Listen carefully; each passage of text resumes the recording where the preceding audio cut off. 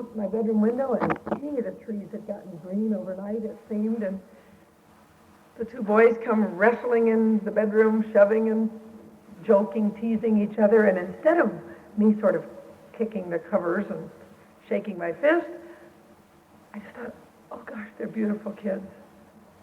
My husband came out of the bathroom all shaven and ready for work and leaned over to give me a kiss, and I thought, oh, I love him. And it was amazing to me that how everybody had changed so quick overnight. What had they been doing all night? I was so aware that something was different. And I was to spend the next month pondering some of what went on inside of me during this experience. I learned some powerful lessons that were to alter the whole course of my life, I know. One of the things I discovered was that I had lots of energy now. Instead of being depressed and down and just lifeless, which I had been for the 2 months, I felt like I was charged. And one of the first things I did was start cleaning the house. I noticed how dirty it was and how could I have let things go like this, you know? And my husband will attest to the fact that a miracle took place in my life because he came home and the house was clean. I just couldn't do enough as far as shining and cleaning and polishing, and I didn't know where this energy had come from. It became a challenge, a kind of a fun challenge as to how will I express out of me what is in here now. This was the only part that was ailing. Everything else seemed in good working order once I had the energy to move it around. And I thought, okay, I've got to find ways. And I would say, Lord, because, it wasn't even like I had to say the name. I was so aware now that he was in all of this with me. And so it was almost like a game, like, how will I communicate with the people around me? Most wondrous things came to me, things that I don't know where these ideas were the month before. It occurred to me, and I had not experienced CFO yet, but it occurred to me that I could maybe express some of my stuff, whatever was going on in me, out in colors. And I wrote a note to my husband and had him bring home some art supplies. I'd never done this. I was always, I guess from my childhood experiences, I had gotten very shy about drawing or showing anybody what I did. Didn't feel like I could draw very well. But in the privacy of my home during this time, I knew I didn't have to show anybody. And my spirit was urging me to not allow anything to stack up inside of what now seemed like a very clear jar of water. I could see life differently. It was brighter, different when you're looking through mud. And I thought, I don't want to let anything stack up in there. So anything that happens in me, I want to express it out some way. So I would spend hours at the table with colors. And I would mostly just make lines and designs and use the color that seemed to match up with what I was feeling. And I'd always know when I was done. I don't know what that feeling is, but I would just know when I was done, and I'd put it aside. Put all these things in a drawer, by the way, and took them out about 3 years later, and it was quite an experience to let them speak to me. But if I was angry, I'd put that down, and if I got in touch with some sadness, because life still hadn't changed that much on the outside, but I expressed that, and I just emptied it out. I discovered that I could dance to music that I put on. I had not wanted to hear music before. It was like I was so full of all of these years of things that input was the last thing I wanted during that time. And I don't know if gifts that you have, where you're just literally up to here. Your jar is just full. And so when people come and give you advice or suggestions, it just seems like it runs off. If you can picture this jar of muddy water, it's full, and somebody comes and they might tell you some really neat stuff, but boy, on me, it just went down around me. And the same would happen prior to this experience when I would go to prayer groups, and I longed for some experience with the Spirit like I had seen some of my friends have. And I remember many a time sitting in that prayer chair and wanting people to pray that I'd be filled with the Spirit. And I would sit there and wait for something to happen, in quotes, waiting for some sign. After a while, I would just get up out of the chair, not because anything happened, it seemed to me, but because I was getting embarrassed that they were having to work so hard. And I would thank them and go sit down, and I'd think, why don't I experience this infilling of the Spirit like so many of my friends? Well, now when I picture this jar of muddy water that was me, I really wonder sometimes if I wasn't just so full of stuff that when the Spirit pours out freely, and I just believe He does all the time, I was aware of God's presence around me for years, but somehow it hadn't gotten into those deeper recesses in there. But now it seemed like it was there. And so I didn't want anything to block that. And so I discovered ways to express it through art, through dancing. Just something about expressing my love for God through dance was very exhilarating to me, and it seemed like it kept something moving in me. I began to write, and this was something I hadn't done much of either. So much of what I had become as an adult started when I was little, and I'm sure that some of you've searched yourself and looked for childhood experiences that might have bumped you off of your path. But I remember deciding that I needed to write my feelings and write my thoughts and write things, not just questions or orders for my children, but write my feelings and my values and share those. And as I was writing, I could feel something moving out of me. But I was afraid to show these writings to anybody. And I prayed about it one day. Went back to a time in my childhood when I had turned in a report. I think I was in 4th grade. I hadn't remembered this in my conscious mind, but in this prayer time, I saw this little 4th grader having written a report and put it in a construction paper folder and made a little fancy title on the front. And for some reason, this report was very special to me, and I think it was because it was probably the first time I wrote one without cheating or without getting help from my brothers or without copying out of an encyclopedia. I really did this one, and I carried it to school, and I was afraid to put it on the teacher's desk for a while, and I took it to my seat, and I held it for a while, and pretty soon she said, are all the reports turned in? And I remember going up and placing this on her desk and going back to my seat and watching her. Well, that meant mine was on the top of the stack. And sometime during the day, I saw her pick up that folder, and my little heart just started pounding. She opened it up, and she started reading, and I'm going, I thought it was pretty good, and it was really out of here. And I'll never forget her picking up a red pencil and going, I felt like she was slashing my spirit somehow, and I did not realize that little experience, probably compounded by other experiences, but had been the beginning of my not wanting to let anybody see my written stuff. Those were misspelled words and punctuation things and no capital letters, and part of me wants to say, who cares? But I know better than that. But in my spirit at that time, I interpreted that something in me wasn't okay. So here I am, an adult, feeling led to write and wanting to let people read it, but aware that, what if they see mistakes in it? But somehow that did not seem like a problem because I felt like I knew who I was. It didn't matter if I couldn't spell a certain word. And so the writings began to come, and the poetry and music. I had never thought I could write music or hear songs in my mind. But I began to express that way, and it became my everyday goal to keep every feeling flowing, to keep the Spirit in me moving and not let it get stagnant.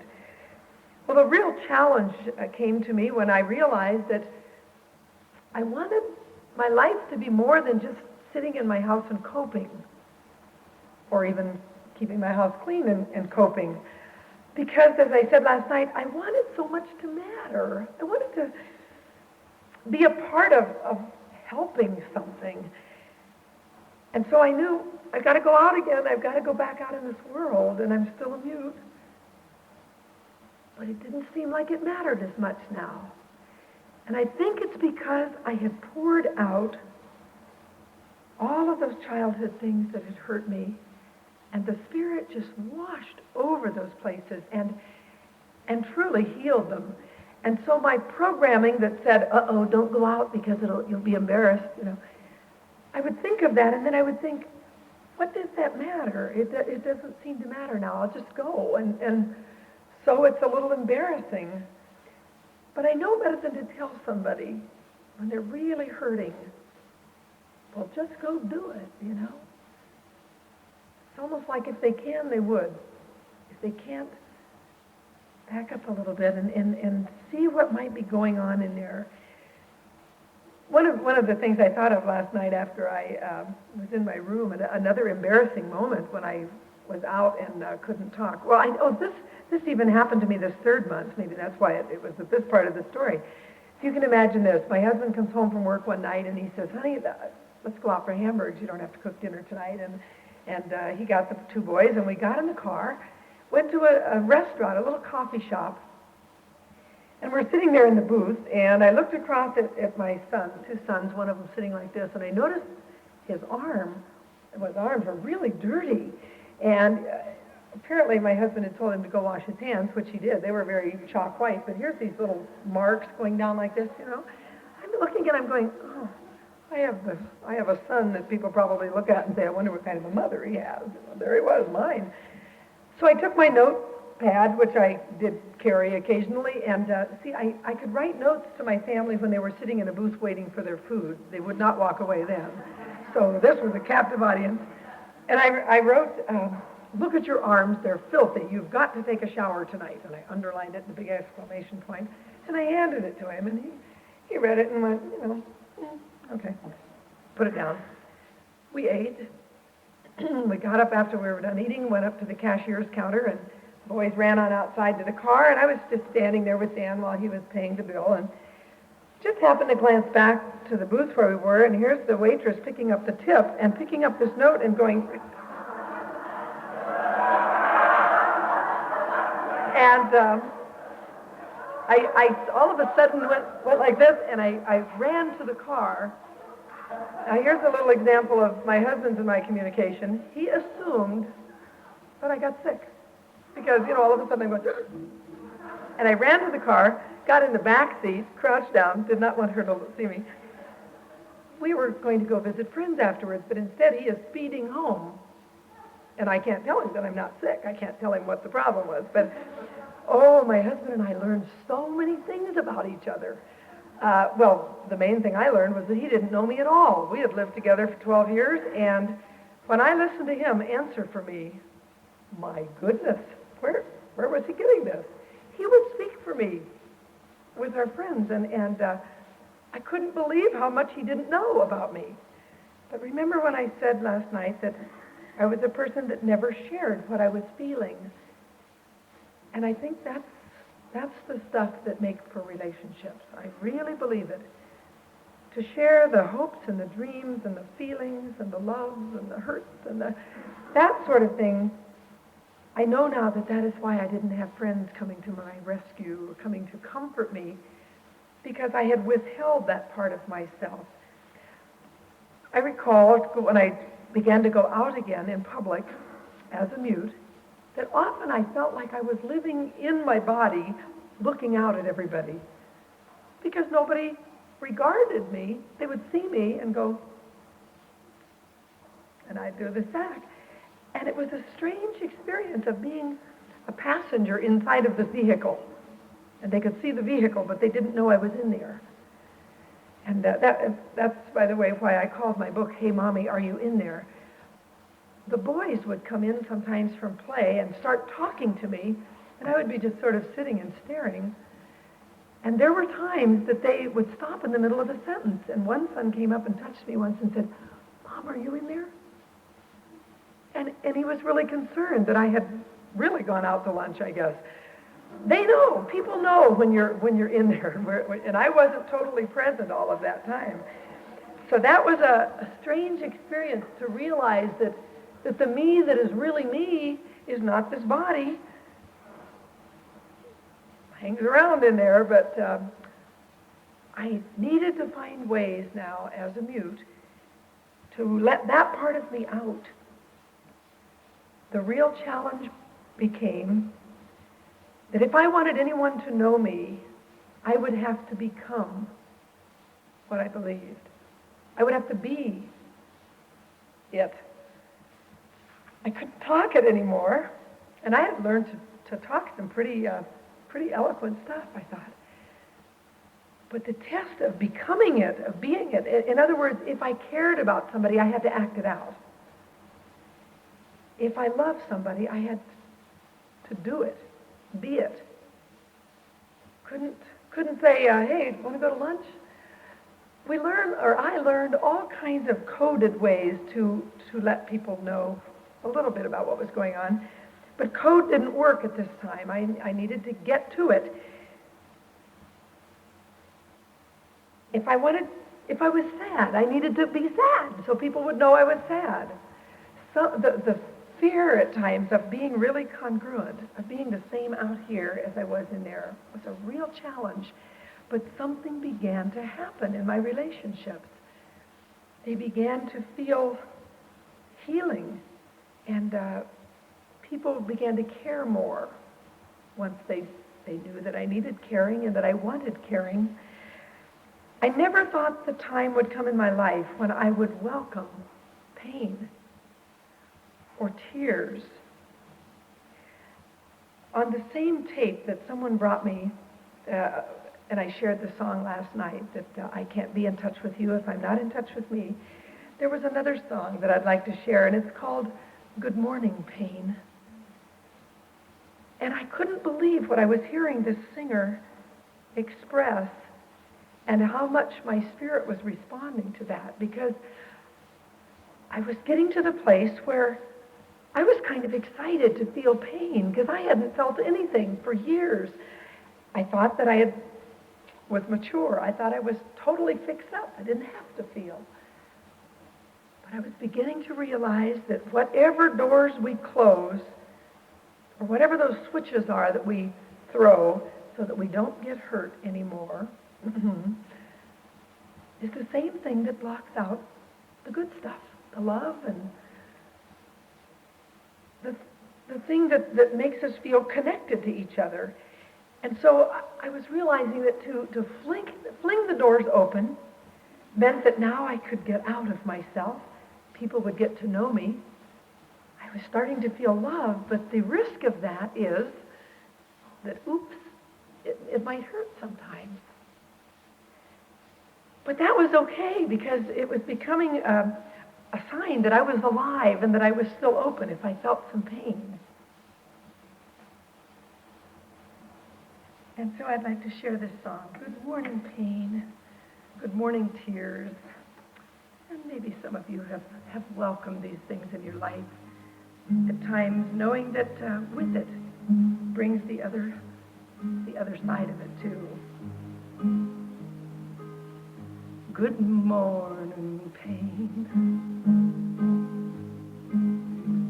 I never thought I'd welcome you again. I never thought I'd search for you, long for you in vain. But when you went away, I walked a desert with no rain. And I'm so glad to have you back again. Good morning, pain. Good morning, tears. I never thought I'd long to feel your eyes. I never thought I'd miss your misery blurring in my eyes.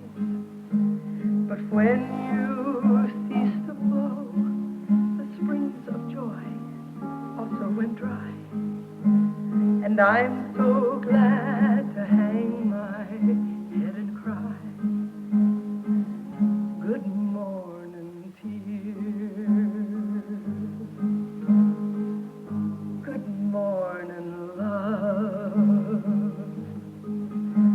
I had to learn you never come alone. 'Cause when I shut out hurting, something in me turned to stone. To be in touch with tenderness is to bear my blood and bone. But I'm so glad to have you back again. Good morning, pain. Good morning, tears. Good morning, love. Good morning, joy.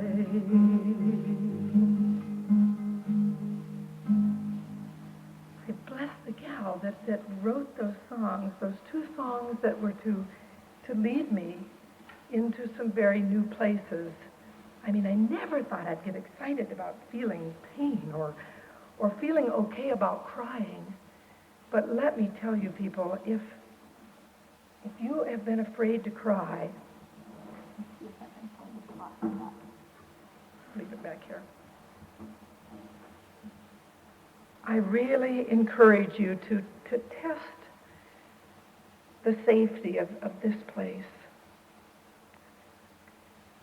If you have no other safe places that you are aware of, trust it here and discover the incredible cleansing that can happen when we let it come out there or when we speak it out of our mouth. As I was traveling, or not traveling, but getting outside of my home, visiting people, going back and attending the things that I'd been a part of, but now I was a spectator, totally different experience than being a participant. Well, it was for me, maybe not for you. But I was always a person in the front rows with my hand up, and I had suggestions and ideas, and I loved to work in the little task forces that got things done. And so for me to attend a PTA meeting, I found myself wanting to sit in the back row so that people wouldn't talk to me in ways that would make me want to talk. You know, sometimes people would ask me this question after question. And so I found myself sort of hovering in the shadows at these meetings, and it was a very different experience. Everything seemed, I saw it through different eyes from the back. I forgot to mention last night that as I was walking to bed, after having cried so hard and after having poured out everything and experiencing the inflow of new life, of the very Spirit himself, when I got up to walk to bed, the word listen was almost like on a neon sign. I didn't know what it meant, and I almost disregarded it. But it was like, listen, listen, listen. Didn't think of that until I found myself attending things as a spectator out there in the world. And I began to listen. An amazing thing I learned about myself was once I knew I couldn't talk, really used to that after a while, I found that I didn't need to use my mind to think of all the things I would say when somebody quit talking. A lot of space in there left over. When I wasn't rehearsing and thinking of, the funniest joke I'd heard and something I read and something I saw on television and something I knew and a scripture I could quote, when I wasn't doing all that in my mind when people were sharing, it was amazing to me how much I heard. It's like the words that I heard people saying were just such a little part of what I heard. I began to hear past those words. It seemed as though, anyways, I would watch people, and I began to notice their gestures and their posture and the look of their face.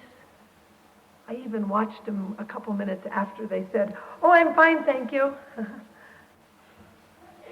then when nobody was looking at them, they looked like they were in the pits, and I was still watching. And I began to suspect that something was badly wrong with the way people were relating to one another. I would also sit behind people, of course, in gatherings and listen to the people in front of me. I watched husband and wives sort of snapping at each other, and parents and kids go, Then they smile, as they're looking up here. And I mean, not anything that I hadn't done to my own kids, of course, but I was thinking to myself, wait a minute, you don't know what she really means, or you didn't really hear what they did. And I started getting fascinated with the fact that nobody's getting through with what they're really meaning. My own kids began to teach me things. And see, it wasn't like everybody just all of a sudden became a teacher, as though they had changed. I look back at this time, and it's probably the first time in my life that I was really teachable. I was so open and so emptied and so not starving or terribly thirsty, because I really felt fed, but eager and interested, and nothing seemed to hurt then. So I could just risk all kinds of things, and I wanted to be taught. And so my children became teachers for me. One of the lessons they taught me was that my husband and I, in our not knowingness, had taught them to speak code like I was hearing other people speak. It seemed like it was all coded messages. An example was one of my sons came home from school one day, and I was sitting in the living room, unable to speak, just sort of rocking in a rocking chair, I think. And he stormed in the front door, and he threw that door open so hard that the glass in it didn't break, but it went brrr, it rattled. And he was carrying a lunchbox with a thermos in it, and he threw it on our slate entryway. And he says, I hate school, I'm never going back, and you can't make me. And he says, my teacher's a witch, I wish she was dead. And I was just shocked. And he stormed back to his bedroom, and he threw the door shut. Okay. Let me tell you how I would have reacted to that had I had a voice. I mean, if I wasn't convinced before that my silence was an act of God, this would convince me. It spared my son's life.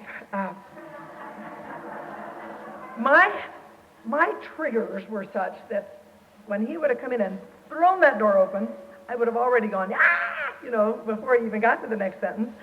Then he would have thrown his lunchbox down, and I would have said, how many times have I told you not to open the door like that? You're going to break that window and that lunchbox. If you broke that thermos, you're going to have to pay me $7. I would have gone into that. Now, none of you can probably relate to this, but just...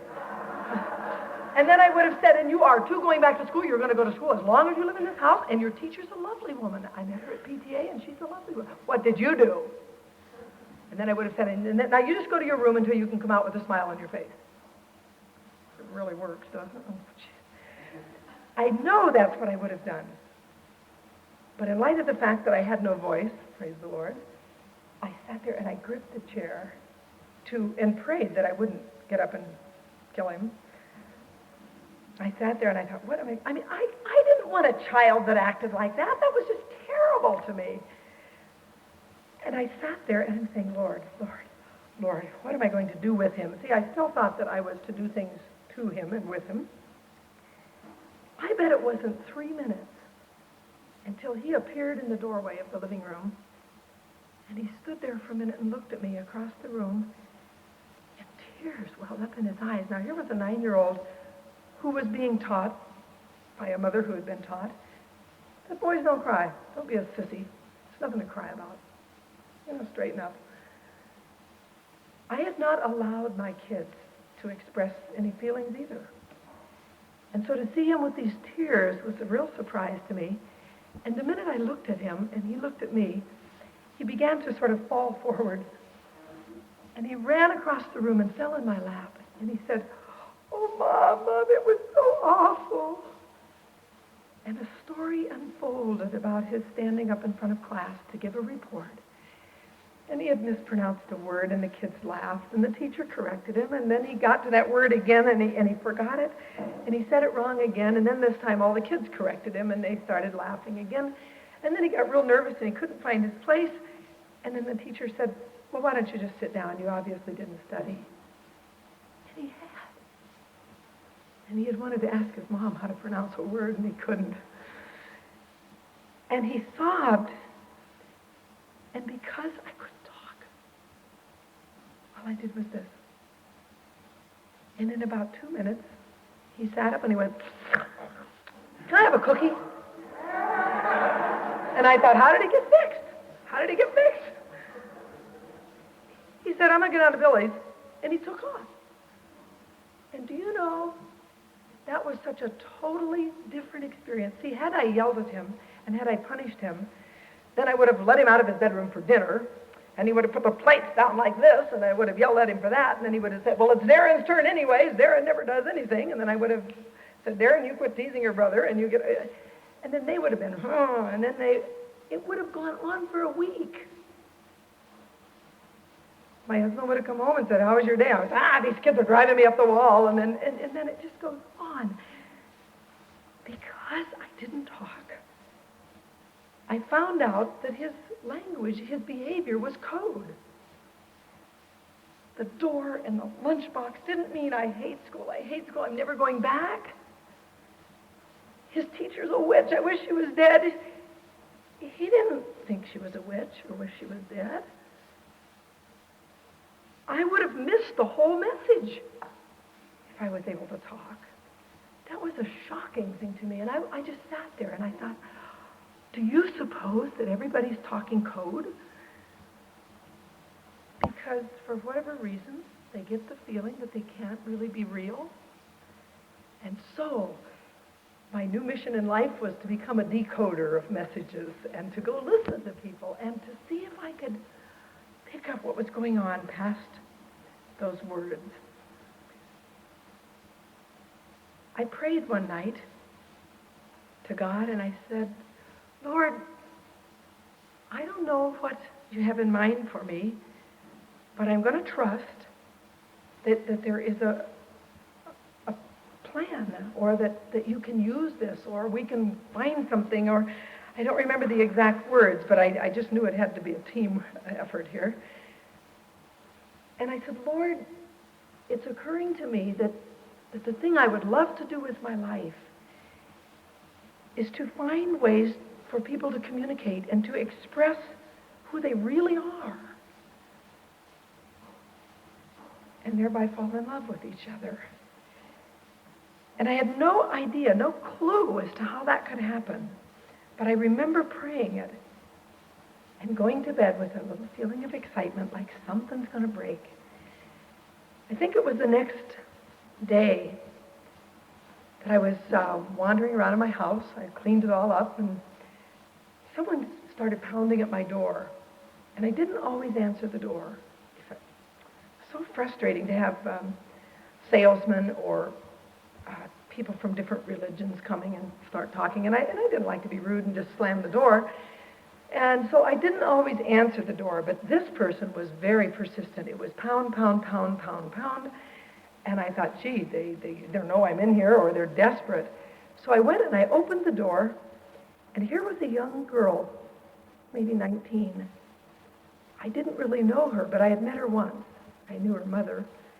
But here's this girl standing there, and she's sobbing and crying. I was just starting to get used to the idea that tears might be a part of God's plan, but I wasn't around people that cried. I had set my whole life up to not be around people that were sad. I had learned ways to probably cut it off if people got in touch with something sad, or I just sort of disappeared or whatever. So for me to encounter a person who was crying outside of my own son, this was really scary. And there she stood just sobbing and sobbing. I mean, the kind that I had been doing on the floor a few nights before. And my first thought was, does she know I can't talk? What is she doing here? My second thought was, I can't help her. And I stood there and just sort of watched her stand in my doorway and cry. She looked up after a minute and opened the screen door and stumbled in my house. Stumbled clear to the kitchen and sat down at the kitchen table and just went, huh. Her head just banged on the table. And she proceeded to cry and cry. Not only had I come from a family that didn't talk feelings, we didn't touch. And so the strange feelings of, I look back and it seems strange now, but I walked around her as she sat at my table and I didn't know what to do with her. I'm going, does she know I help her? And I sort of wanted to touch her, but I'd never done that to anybody before. And my arms didn't seem to be programmed with another part of me that kept saying, touch her, and I'm looking down and my arms were like mannequin arms. They didn't want to do it. And finally, I think I finally went, and put my hand on her. Something in my spirit knew that I needed to touch this person, but it was not a comfortable, flowing movement. I will never forget feeling these racking sobs in her body and knowing exactly what that felt like. In fact, they sort of resounded right into me. But I also felt the storm begin to calm. It was sort of magical. I just did that. I went and sat down across from her at the table, and she reached over with her hands, and I held her hands, and she looked into my face, and she said, "Oh, Rhea, it's so awful." Her story began to come out. She was pregnant. Her father had kicked her out of the house. She wasn't married. She had no place to stay. The man that she was going to marry, she thought, was now living with someone else. The pain that she felt went right into my body. And I sat there and the tears started flowing in my eyes, and I'd never had that happen. And it was like I was so in tune with that. And then she started talking about her father and how he never understood her and he never listened to her. And I sensed the rage and anger coming out of her, and I was mad at him too at that moment. And then she shifted to the fact that she had a job that would be terminated as soon as they found out she was pregnant, because that was one of the rules. And then what was she going to do without a job? She wouldn't be able to pay any rent, and it went on, and I felt the feelings just going, whatever one she got in touch with, I was feeling. I couldn't say anything, praise the Lord. I sat there. I wept when she wept. I snarled when she snarled. I pounded the table when she pounded the table. I grieved when she grieved. And there came a time when the story was done. And then she said, "Do you have any coffee?" "What is happening here?" I'm going. I jumped up and got my coffee pot, and I poured her a cup and gave her a Kleenex, and she starts the mop up, and she's going, "I just thought of something. I bet if I tried such and such, that then this would happen. And then, my brother-in-law told me that if I ever wanted, I could come in. My sister owes me some money. I just thought of it." She began to get one idea after the other.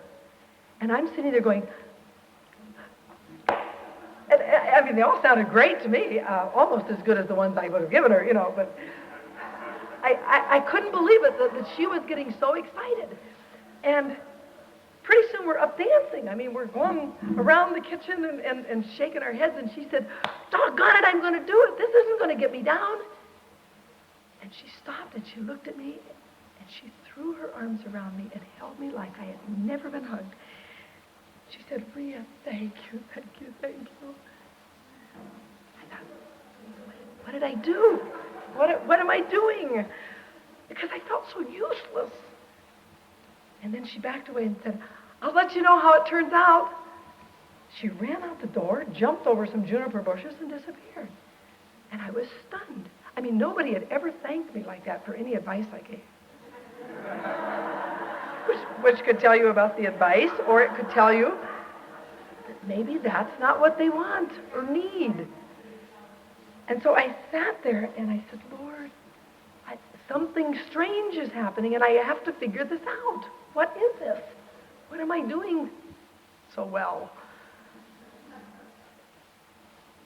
And I spent the day and the night pondering that, because I thought, if I can figure out what I'm doing, I will have a career that's really going to be popular.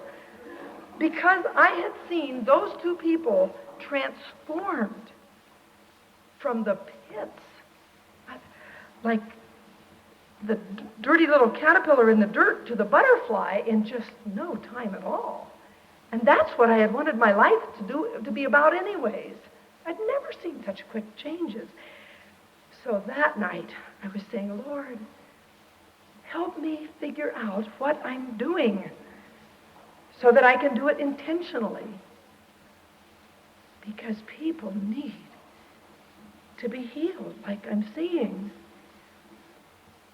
On that night, something that is now called the Ungame was born. I said, Lord, I'm going to write down anything that you tell me about what I'm doing right, because I want to understand this.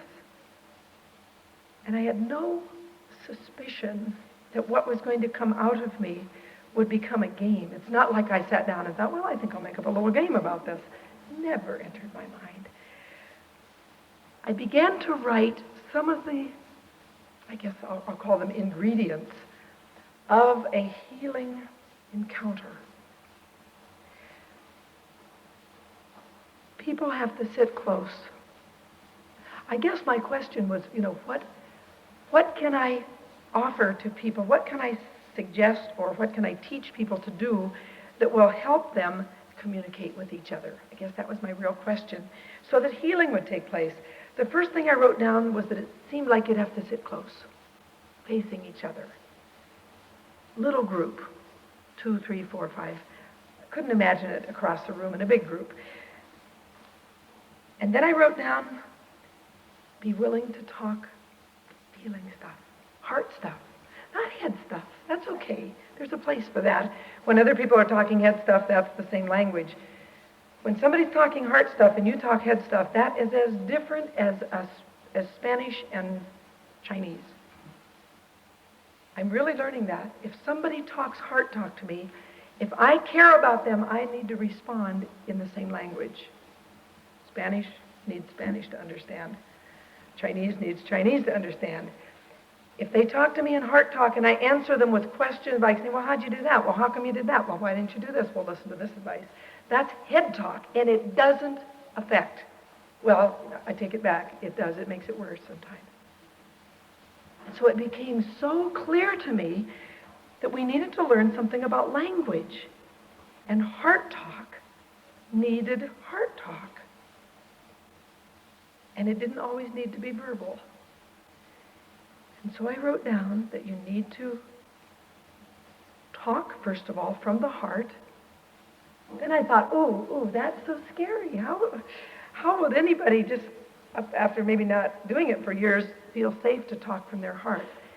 And then it occurred to me that the reason my son could tell me his innermost feelings, the reason this young girl could tell me, was that they knew I wouldn't criticize.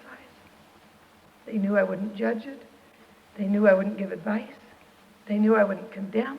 They knew I wouldn't question. Now, they may not have known it all up here. They may not have even thought of it. But they knew in their spirit, a safe place. And I listed those things, that if people are going to heal one another through communication, there needs to be no judging. Don't even think about good, bad, right, or wrong. What is it to you? Just open, hear it. Let them get it out of their body. Let them pour out their muddy water. As the night went on, something began to take form that looked like a game. I drew a little road of life, thinking we're all on this road. We're all at different places. Some of us are going through Happy House over here, and some are in Fearful Forest, and some are over here in Worry Wharf, and the different places that ended up in the game. And we all feel alone as we travel through those places, but if we just would take a moment and stop and listen with each other, we'd find out that we've all probably been there. And so this began to take form, take shape. I felt like I was giving birth to something and watching it with a sense of wonder. All of the question cards in the Ungame, by the way, are the questions that came to me that night that I wanted to ask people now. I was suddenly very curious about their inner workings. their feelings, their values, their dreams and their hopes, and their pain. I want them to know my stuff too. So I wrote some question cards where all the questions that I wanted people to ask me and not walk away while I wrote the answer. And I shuffled those in together. And then when I thought of inviting my family to play it, I got a little embarrassed because it seemed sort of heavy stuff. And I thought, well, maybe I should put in some fun questions, little simple things that will make it seem like a game in order to get my family to sit down with me. And so I added a few more questions. But the ungame that you all played the other night was the same questions that happened that night. And the Spirit just brought those to my mind, and I just scribbled them down. The next day, this was there on my table. I had finished it in the middle of the night, and my family saw it, and I remember feeling a little nervous, like a kid with a piece of artwork, when they said, "What's this?" And I called it a game because I wanted them to think it would be fun. What I didn't realize was that when my family and I would sit down to play this, that we were going to learn more about each other in about a half hour than we had learned in 12 years. Oh, most profound experience we'd ever had. My husband talked about feelings for the first time. And there could have been all kinds of reasons as to why it hadn't happened before, some of which were probably connected with the way I reacted to him. They found out my feelings. I could draw a card, and it was like the Spirit stacked them with all the right ones I wanted, like, "Are you ever lonely?" Oh, and I could show my question card, could write my answer. Nobody walked away because they were waiting for their turn, probably. I could show my answer, and they'd go, "Hi, Mom, really? We didn't know that." And my husband would reach over and take my hand. He never did that. And that can tell you as much about me as him. It was marvelous. We got up from the game. We embraced, which we had not done for ages. We fell in love. And from that experience, my husband, who is not really, he's not terribly social. He really doesn't seem to feel a need to be around a lot of people. And we hadn't had any company for all this time I was silent, because I was always the one that initiated that, apparently. Or he didn't know what to do with him now. And so he said, "Gee, why don't we have the neighbors over and we can play this little thing?" And then we had other neighbors over, and then we had relatives over, and then we had other friends, and then we had our church group. And I was starting to make these for people because they would all say, "Can we borrow this? We don't talk about these things in our house." And it occurred to me that it's more than a tool for a mute. It was something that created a safe place for people to talk about their stuff and to pour out their stuff. The Spirit directed me to, when I was writing up a little set of rules which needed to accompany my little handmade games, to put as a very important rule that the players needed to agree that no one would talk unless it was their turn. Very important part of the game, because that's what makes people feel safe. They think, okay, now I can really be honest about this. Because, well, and people need to test the waters. Sometimes people will joke and they'll laugh and they'll kibitz and they'll be creative and clever, and that's okay too. Just know that they're checking you out to find out whether they can share the real stuff as time goes on. But that's the story of how the Ungame was born, and I took it every place for me for weeks.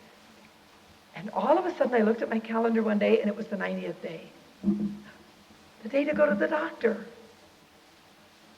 And I think I would have called and canceled it if I had a voice. It didn't seem like I needed to go. It didn't seem like it mattered.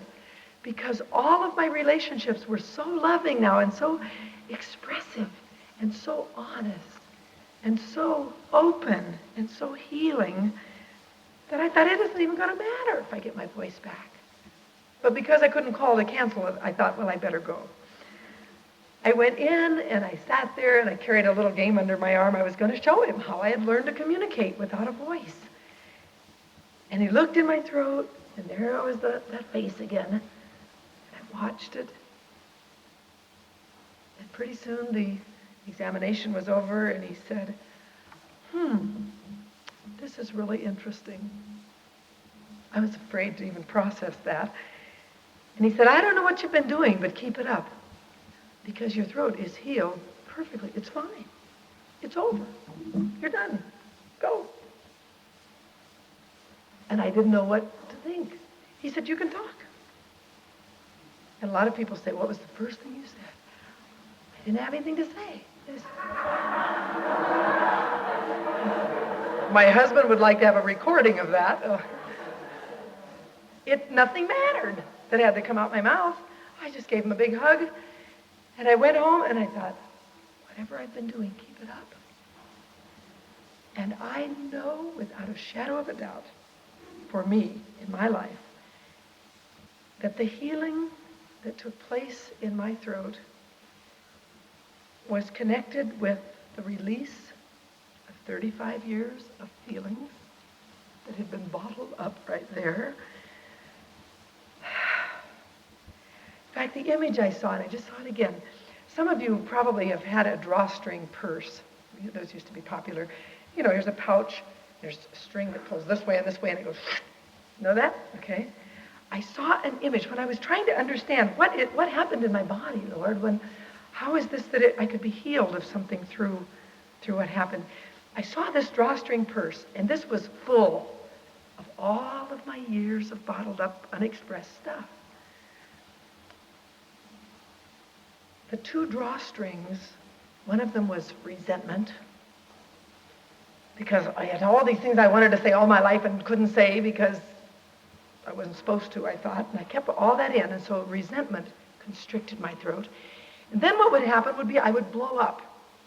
A lot of little things would happen, and my innocent little kids would come home from school someday and say, hi, Mom, what's for dinner? And I'd say, is that all you ever think of doing is eating? And I'd think, where did that come from? Then I would feel guilty. I would think, what a wretch. I'd go look at these precious little children asleep at night, and I would think, what a lousy mother I am. So the guilt. So the other drawstring was guilt. And for all those years, and when it all came out and I kept it open, I was healed. I really believe that. And I'm still studying that phenomenon. But I got home and fireworks started going off inside of me when I realized that I can have my voice and all that I learned too. Except I got a little wave of fear, like I hoped I wouldn't forget what I was learning, because I was just starting to learn it. And I prayed that I wouldn't forget. Lord, don't let me forget the healing that I can bring into people's life when I listen. No judgment, no thoughts.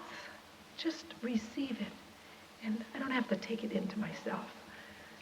But let them get it out of themselves.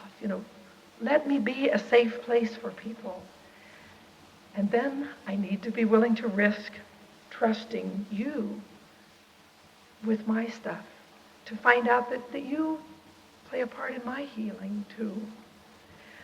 I want to close with a song that I heard in my mind after the young girl had left my house that day, so radiant and so exuberant. I heard a song in my mind, and I had never composed a song. It never occurred to me. I didn't even know how to make any music other than just plunking out something maybe with one finger on the piano, and I think I knew 3 guitar chords. And I never dreamed I would sing this, but it was just in my mind, and I used to replay it for her because I wrote it for the young girl. As I dedicated myself to being a loving listener. And at the time of this song, I didn't know I'd ever get my voice back. And so I was going to just go from place to place and listen to people pour out their heart. And the song is called Words Get in the Way. Because I was so aware that if I would have been able to talk, I would have blown it. And so I pray that my words will never get in the way of someone's healing.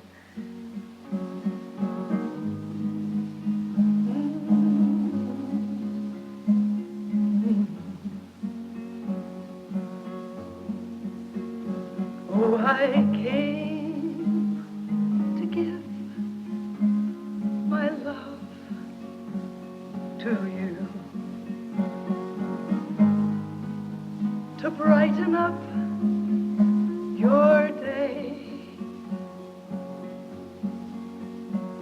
And I want to listen to your heart, 'cause words get in the way.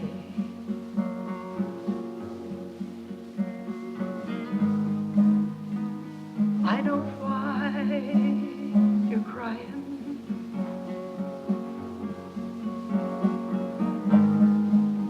And I know why you're sad.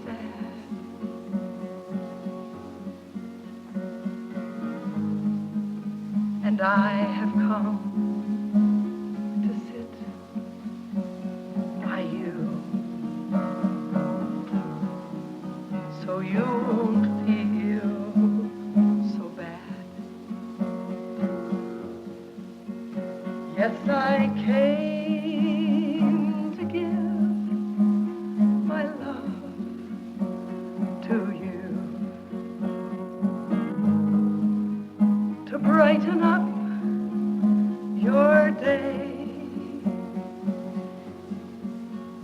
And I want to listen to your heart, 'cause words get in my way.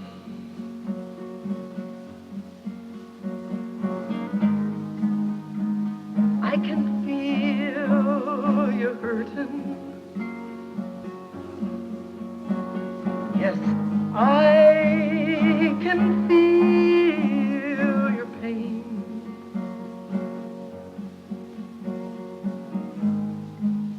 I came to touch you with my hand, and just to say your name.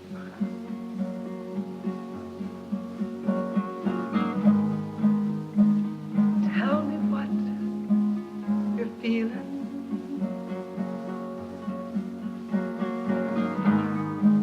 And what it is you'd like to try.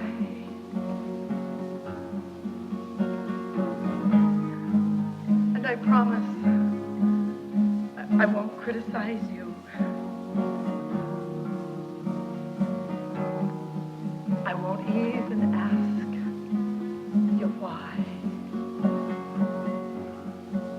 I really came to give my love to you, to brighten up your day. And I want to listen to your heart, 'cause words get in my way. And we can't let words get in our way.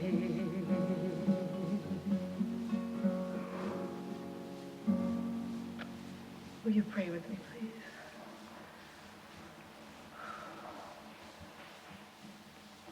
Oh, Jesus, Jesus.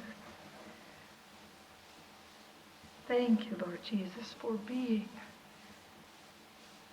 a healing listener to each of us.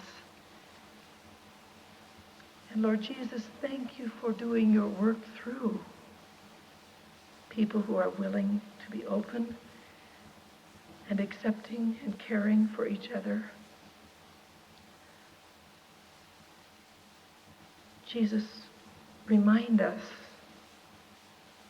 especially if this is a new thought to us, remind us of the power that we have to play a part in the healing of another person if we just simply love them and allow them to be where they are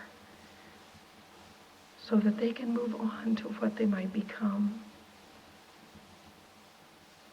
Jesus, let our words be your words.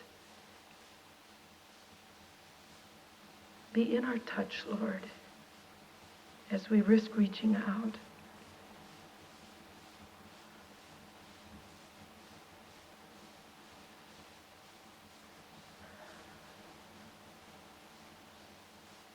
you, Jesus.